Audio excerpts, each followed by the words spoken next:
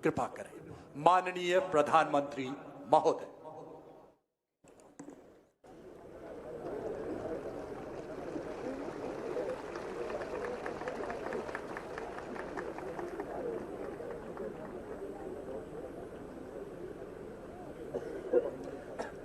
केंद्रीय मंत्रिमंडल के मेरे साथी, देश के रक्षा मंत्री श्रीमान राजनाथ सिंह जी, मंच पर उपस्थित अन्य सभी महानुभाव, देश भर से आए एनसीसी, एनएसएस के कैडेट्स, डब्ल्यू आर्टिस्ट, राष्ट्रीय रंगशाला के साथी और मेरे प्यारे युवा साथियों, आप सभी की मेहनत यहां नजर आई है। आपने बहुत तालमेल के साथ अपना प्रदर्शन किया है। लेकिन साथियों, आज का दिन हमारे लिए एक बड़ा दुख लेकर भी आया है। आज सुबह ही महाराष्ट्र में दुखद विमान दुर्घटना हुई है। इस दुर्घटना ने महाराष्ट्र के उप मुख्यमंत्री अजीत पवार जी और कुछ साथियों को हमसे छीन लिया है। अजीत दादा ने महाराष्ट्र और देश के विकास में अपना बड़ा योगदान दिया है। विशेष रूप से गांवों के जीवन को बेहतर बनाने के लिए उन्होंने हमेशा आगे बढ़कर काम किया। मैं अजीत पवार जी के परिवार के प्रति संवेदना व्यक्त करता हूं। जिन साथियों को हमने इस हादसे में खोया है, इस पीड़ा की घड़ी में हम सभी उनके परिजनों के साथ हैं। साथियों, दुख और संवेदना के इन पलों के बीच मैं यहां मौजूद आप सभी कैडेट्स का, विभिन्न मित्र देशों से आए कैडेट्स और ऑफिसर्स का अभिनंदन भी करूंगा। इस बार भी यहां बहुत बड़ी संख्या में गर्ल्स कैडेट्स आई हैं। मैं उनका विशेष रूप से अभिनंदन करता हूं। साथियों, एनसीसी एक ऐसा संगठन, एक ऐसा आंदोलन है जो भारत की युवा शक्ति को आत्मविश्वासी बनाता है, अनुशासित बनाता है, संवेदनशील बनाता है और राष्ट्र के लिए समर्पित नागरिक बनाता है। आप सभी हर साल अपनी भूमिका को और सशक्त कर रहे हैं। बीते वर्षों में एनसीसी कैडेट्स की संख्या 14 लाख से बढ़कर 20 लाख हो चुकी है।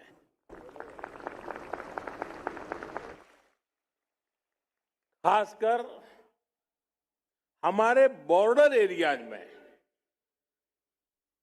कोस्टल एरियाज में एनसीसी कैडेट की संख्या में काफी वृद्धि हुई है। मेरे युवा साथियों,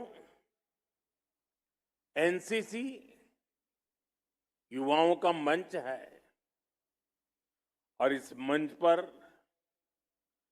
अपनी विरासत को भी गौरव के साथ जिया जाता है। जैसे इस वर्ष वंदे मातरम के 150 वर्ष होने का उत्सव एनसीसी ने पूरे जोश से मनाया है। अपने देश के कोने कोने में इससे जुड़े कार्यक्रम किए हैं। परमवीर सागर यात्रा भी इसी का उत्तम उदाहरण है।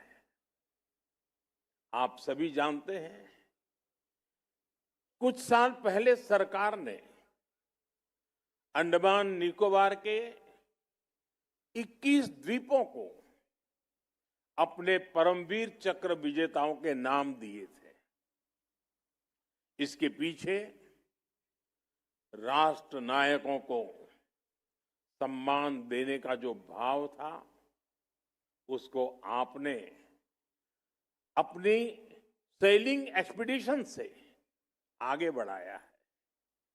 इसी तरह लक्षद्वीप में द्वीप उत्सव के माध्यम से आपने सागर, संस्कृति, प्रकृति सबको एक साथ सेलिब्रेट किया है।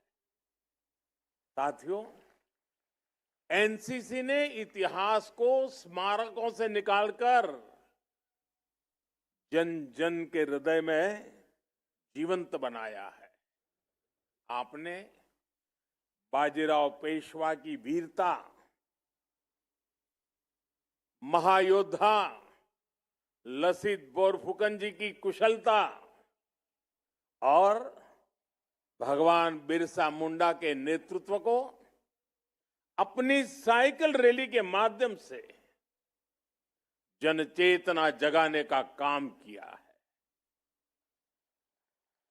आपके इस साहसपूर्ण सभी काम के लिए आप सबकी बहुत बहुत सराहना करता हूं। आज जिन साथियों को सम्मान मिला है, मैं उनको भी शुभकामनाएं देता हूं। साथियों, मैंने लाल किले से कहा था, यही समय है, सही समय है। हमारे देश के युवाओं के लिए आज का ये समय सबसे ज्यादा अवसरों का समय है। सरकार का प्रयास है कि इस कालखंड का अधिक से अधिक लाभ हमारे युवाओं को मिले। इसका एक उदाहरण आपने कल ही देखा है। भारत और यूरोपियन यूनियन के बीच ऐतिहासिक फ्री ट्रेड एग्रीमेंट पर सहमति हुई है। इससे पहले Oman, New Zealand, Britain, UAE, Australia और मॉरिशस जैसे देशों के साथ भी भारत ने फ्री ट्रेड एग्रीमेंट किए हैं।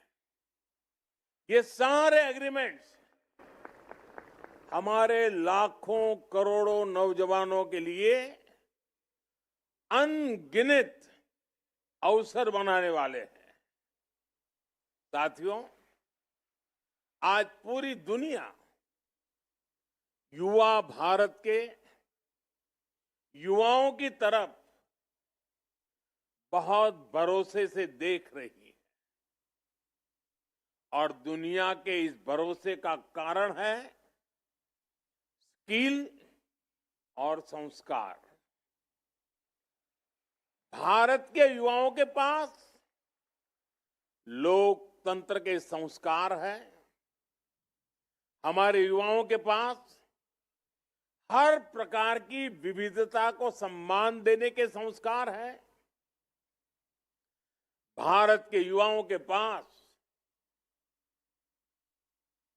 पूरी दुनिया को एक परिवार मानने के संस्कार है और इसलिए भारत के युवा कहीं भी जाते हैं तो उस देश के लोगों के साथ आसानी से घुल मिल जाते हैं, उनके दिलों को जीत लेते हैं।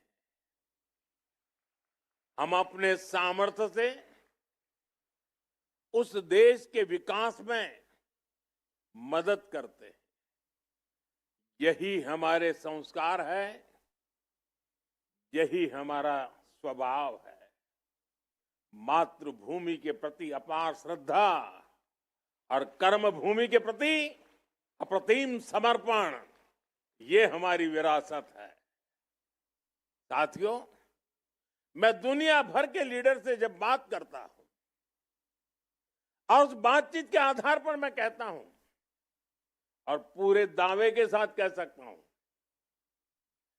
भारत के युवा जितने परिश्रमी होते हैं उतने ही उत्तम प्रोफेशनल भी होते हैं और इसलिए भारत के युवाओं की बहुत डिमांड रहती है।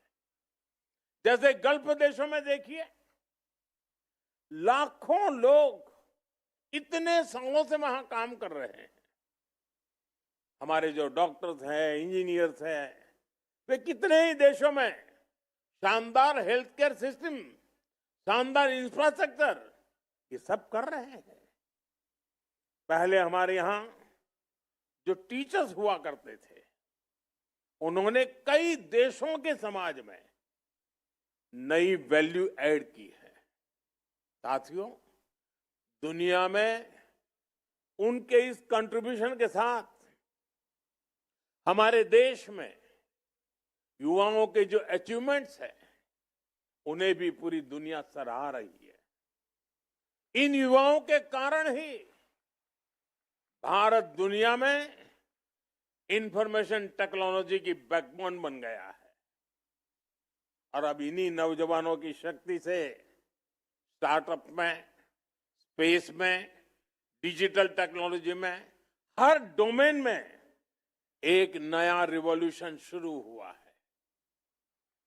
साथियों, अब यूरोपियन यूनियन के साथ जिस एग्रीमेंट पर सहमति बनी है, दुनिया इसकी मदर ऑफ ऑल डील्स के रूप में प्रशंसा कर रही है। इसको दुनिया के लिए एक गेम चेंजर डील बताया जा रहा है। ये एफटीए आपके लिए फ्रीडम टू एस्पायर है। ये एग्रीमेंट दुनिया की 1/4 जीडीपी और 1/3 ग्लोबल ट्रेड को रिप्रेजेंट करता है। साथियों, यूरोपियन यूनियन यानी दुनिया के 27 देशों के साथ भारत का ये एग्रीमेंट हुआ है। इसका फायदा भारत के स्टार्टअप्स को होगा। भारतीय स्टार्टअप की फंडिंग और इनोवेशन इकोसिस्टम तक पहुंच और आसान होगी। इस समझौते से हमारी क्रिएटिव इकोनॉमी को film, gaming, fashion, digital content, music और डिजाइन को भी बहुत फायदा होगा और साथ ही भारत के नौजवानों के लिए रिसर्च और एजुकेशन से लेकर आईटी और अन्य प्रोफेशनल सर्विसेज में भी अनगिनत नए अवसर बनेंगे। साथियों, इस एग्रीमेंट को मदर ऑफ ऑल डील्स इसलिए भी कहा जा रहा है क्योंकि ये बहुत व्यापक है, बहुत गहरा है नई नई ऊंचाइयों को छूने वाला है और फायदों की लिस्ट तो बहुत बड़ी है। इससे आत्मनिर्भर भारत अभियान को गति मिलेगी। इससे make in India, make for the world के संकल्प को बल मिलेगा, क्योंकि इस समझौते के तहत भारत के 99%, 99% से अधिक निर्यात पर टैरिफ या तो जीरो होगा या फिर बहुत कम हो जाएगा। और इससे textile, leather, James and jewellery, footwear और इंजीनियरिंग गुड्स, ऐसे हर भारतीय उद्योग को, एमएसएमईज को बहुत फायदा होगा। हमारे बुनकरों, हस्तशिल्पियों और छोटे उद्यमियों को सीधे 27 यूरोपीय देशों के विशाल बाजार तक पहुंच भी मिलेगी। साथियों, इस डील का एक और मजबूत पक्ष है, इससे भारत में ज्यादा निवेश आएगा। देश में नए इंजीनियरिंग, इलेक्ट्रॉनिक्स, केमिकल, फार्मा और अन्य मैन्युफैक्चरिंग प्लांट शुरू होंगे। इससे कृषि, फूड प्रोसेसिंग और फिशरीज में भी नए निवेश के लिए एक एश्योर्ड मार्केट तैयार होगा। ये किसानों, मछुआरों और ग्रामीण युवाओं के लिए बहुत बड़ा अवसर है। मेरे युवा साथियों, ये एफटीए भारत के युवाओं को सीधे यूरोप के जॉब मार्केट से जोड़ता है। विशेष रूप से engineering, green tech, design, logistics और एडवांस मैन्युफैक्चरिंग में अनेक अवसर बनेंगे। इसका मतलब है कि भारत के युवाओं के लिए, आपके लिए 27 देशों में नए नए अवसर खुल रहे हैं। साथियों, इन सभी वैश्विक अवसरों को सरकार व्यापक रिफॉर्म से और व्यापक बना रही है। आज देश जिस रिफॉर्म एक्सप्रेस पर सवार है, वो युवा शक्ति के सामने हर रुकावट को दूर कर रहा है और देश के सामने बढ़ते ये अवसर एनसीसी से जुड़े आप सभी युवाओं में ये संस्कार, ये अनुशासन आपके लिए तो ये जैसे सोने पर सुहागा है। साथियों, आपने यहां ऑपरेशन सिंदूर पर शानदार झांकी निकाली है। ऑपरेशन सिंदूर के समय आपके प्रयासों की मैं खास तौर पर सराहना करूंगा।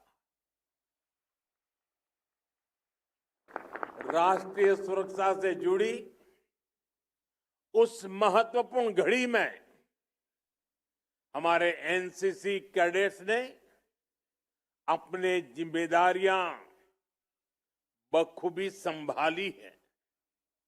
किसी ने हमारी सेनाओं की तैयारियों में सहयोग दिया, किसी ने ब्लड डोनेशन कैंप लगाए, किसी ने फर्स्ट एड कैंप के माध्यम से सेवा की। आपने यह दिखा दिया कि एनसीसी में परेड ग्राउंड की ट्रेनिंग के साथ ही नेशन फर्स्ट के विचार प्रवाह की भी ट्रेनिंग होती है। एनसीसी से मिली यही देशभक्ति है, यही वो लीडरशिप है जो मुश्किल समय में देश के प्रति पूरी शक्ति से काम करने की प्रेरणा देती है। और यही तो एनसीसी हमें सिखाती है। हम वहीं से सीखते हैं। जब मैं एनसीसी में था तब मेरा भी नेशन फर्स्ट का भाव ऐसे ही मजबूत हुआ था। और आज मैं आपको भी एनसीसी में यही सीखते देख रहा हूं, गर्व अनुभव कर रहा हूं। साथियों, ऑपरेशन सिंदूर ने भारत के सामर्थ्य को, हमारी सेना के शौर्य को एक बार फिर से स्थापित किया है। ऑपरेशन सिंदूर ने यह भी दिखाया कि हमारे स्वदेशी हथियार कितने एडवांस और हाईटेक है। साथियों, आजकल के आधुनिक युद्ध में युवा कौशल की भूमिका बहुत बढ़ गई है।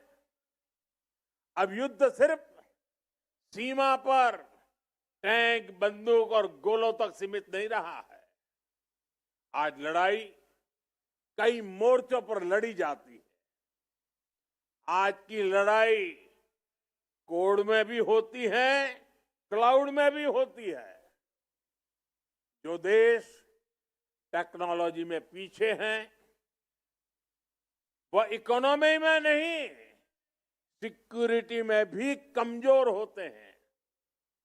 इसलिए साथियों, एक युवा के तौर पर हम अपने देश के लिए कौन सा नया इनोवेशन करते हैं, ये जज्बा भी देशभक्ति को मजबूत करता है, देश की सुरक्षा में बड़ा योगदान देता है। आप सभी जानते हैं, आज टेक से भी इनोवेटिव नौजवानों के लिए सेनाओं में नए अवसर बन रहे हैं। आज हमारे युवाओं के डिफेंस स्टार्टअप्स कमाल कर रहे हैं। आज मेड इन इंडिया ड्रोन पर काम हो रहा है। एआई और डिफेंस इनोवेशन अब हमारी फोर्सेस को आधुनिक बना रही है। यानी आप युवा साथियों के लिए संभावनाओं का बहुत विस्तार हो रहा है। और मैं आज चाहता हूं, सिर्फ यहां बैठे हुए नहीं, देश के कोटि कोटि युवा इसका लाभ उठाएं। साथियों, देश ने अभी 3 दिन पहले ही 25 जनवरी को राष्ट्रीय मतदाता दिवस मनाया है। इस दिन मैंने देशवासियों को पत्र भी लिखा। राष्ट्रीय मतदाता दिवस उस दायित्व भाव का, उस अधिकार का उत्सव है जो हमारे संविधान ने हर नागरिक को सौंपा है। आज भारत दुनिया के उन देशों में है जहां युवा वोटर्स की संख्या सबसे ज्यादा है। जब ये युवा मतदाता बनने योग्य बनते हैं, 18 साल की आयु को प्राप्त करते हैं, तो उन्हें राष्ट्र का भाग्य बनाने की ताकत मिल जाती है। इसलिए अब हमें देश में एक नई परंपरा शुरू करने की जरूरत है। मैं चाहता हूं कि एनसीसी, एनएसएस और मेरा युवा भारत संगठन में, माय भारत संगठन में 25 जनवरी को हर बार एक बड़ा आयोजन किया जाए। इस दिन फर्स्ट टाइम वोटर्स के सम्मान का भव्य कार्यक्रम हो। मुझे पूरा विश्वास है ये प्रयास हमारी युवा पीढ़ी में दायित्व बोध की भावना को और मजबूत करेगा, हमारे लोकतंत्र को मजबूत करेगा। साथियों, विकसित भारत का अर्थ सिर्फ आर्थिक समृद्धि तक सीमित नहीं है। एक नागरिक के रूप में हमारा आचरण कैसा हो, ये भी विकसित भारत का महत्वपूर्ण पहलू है। एक नागरिक के रूप में हमें अपने कर्तव्य को सबसे ज्यादा प्राथमिकता देनी है। जैसे आप देखिए, स्वच्छ भारत अभियान शुरू करने में भले सरकार का योगदान हो, लेकिन उसको आगे अगर किसी ने बढ़ाया है तो मैं गर्व से कह सकता हूं कि इसको आगे बढ़ाने का काम हमारे देश के नागरिकों ने किया है, युवाओं ने किया है, छोटे छोटे बालकों ने किया है। घर के भीतर भी और घर से बाहर भी स्वच्छता एक आदत है, जीवन शैली है, एक संस्कार है। नागरिक कर्तव्य के इस भाव को हमें अपने जीवन का हिस्सा बनाना है। जो सुंदरता हम अपने आंगन में देखना चाहते हैं, अपने शहर को भी हमें उसी भाव से सुंदर बनाना भी है, सुंदर रखना भी है। मैं यहां उपस्थित हर युवा साथी से कहूंगा कि वो सप्ताह में किसी दिन 1 घंटे स्वच्छता से जुड़ा कोई न कोई अभियान जरूर चलाएं। एनसीसी, एनएसएस इसे बहुत बढ़िया तरीके से कर सकते हैं। अपने किसी स्थान पर कोई न कोई एक्टिविटी जरूर प्लान करें। साथियों, मुझे जानकर अच्छा लगा कि एनसीसी ने एक पेड़ मां के नाम का अभियान के तहत करीब 8 लाख पेड़ लगाए हैं।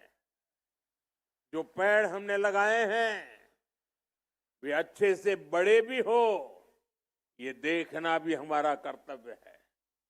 साथियों, हमारी युवा शक्ति का बहुत बड़ा टेस्ट ये है कि हम आने वाले समय में कितने अधिक फिट होंगे।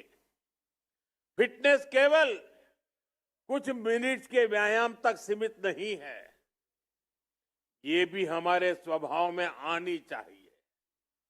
हमारे खान पान से लेकर हमारी दिनचर्या तक एक अनुशासित जीवन शैली भी आवश्यक है। मेरे लिए जानना सुखद रहा कि आप फिट इंडिया कैंपेन को आगे बढ़ा रहे हैं। एनसीसी के कैडेट्स ने स्पोर्ट्स में भी अच्छा प्रदर्शन किया है। साथियों, आज मैं आप युवाओं के बीच ओबेसिटी, मोटापे का विषय फिर से उठा रहा हूं।